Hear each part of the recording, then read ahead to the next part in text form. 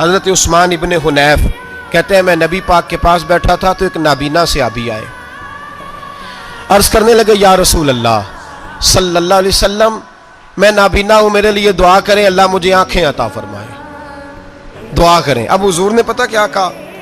نبی پاک نے فرمایا دو باتیں، یا تو صبر کر لے یا میں دعا کر دیتا ہوں۔ صبر کرے گا تو اللہ جنت دے گا، یا تو صبر کر لے یا میں۔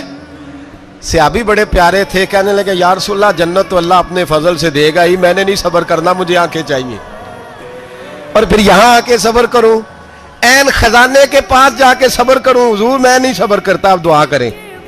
نبی پاک نے دعا سکھائی، فرمایا دو نفل پڑھ جا کے اور دو نفل پڑھ کے میرے وسیلے سے دعا کر۔ کیا کر؟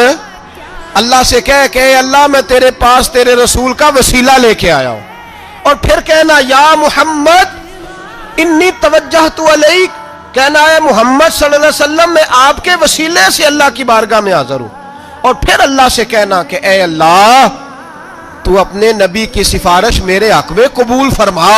کون سکھا رہا ہے؟ بولیے کس کو؟ بولیے۔ کہا جا میرے وسیلے سے جا کے دعا کر۔ حضرت عثمان کہتے ہیں وہ چلے گئے، دو نفل پڑھے، حضور کے وسیلے سے دعا مانگی۔ فرماتے ہیں وہ چلے گئے پر ہم کوئی نہیں گئے۔ آپ کیوں نہیں گئے؟ تو صحابہ کا نظریہ بتاتا ہے کہ وہ گئے اس لیے نہیں کہ ہم حضور کا معجزہ دیکھ کے ہی جائیں گے، کہتے ہیں ہم گئے نہیں۔ تھوڑی دیر گزری تو وہ صحابی جو اندھے گئے تھے جب واپس آئے ہیں تو اللہ نے انہیں آنکھیں عطا فرما دی۔ حضرت عمر کے زمانے میں قحط پڑ گیا، بارش نہیں ہوتی، حالات بڑے دگرگوں ہیں، پریشانی ہے۔ لوگ سیدنا فاروق اعظم سے پوچھتے ہیں حضور اب کیا بنے گا؟ حضرت عمر دعا کرتے ہیں اور پوری امت کو دعا کا طریقہ بتلاتے ہیں۔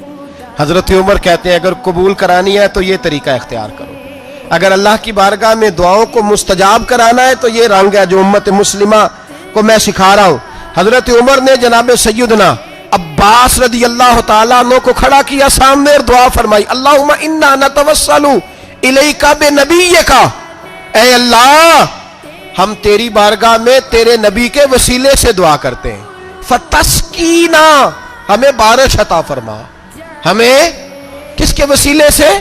حضور۔ اور پھر کہا اللہم انا نتوسلک بام نبیک، اے اللہ ہم نے اپنے نبی کے چچا کے وسیلے سے بارش عطا فرما، اے اللہ ہمیں اپنے رسول کے چچا کے وسیلے سے حضرت عباس کے وسیلے سے بارش دے۔ صحابہ کہتے ہیں جب ہم گئے تھے دعا مانگنے تو خشک سالی تھی، اور جب گھروں کو آ رہے تھے تو ہمارے کپڑے بارش سے بھیگ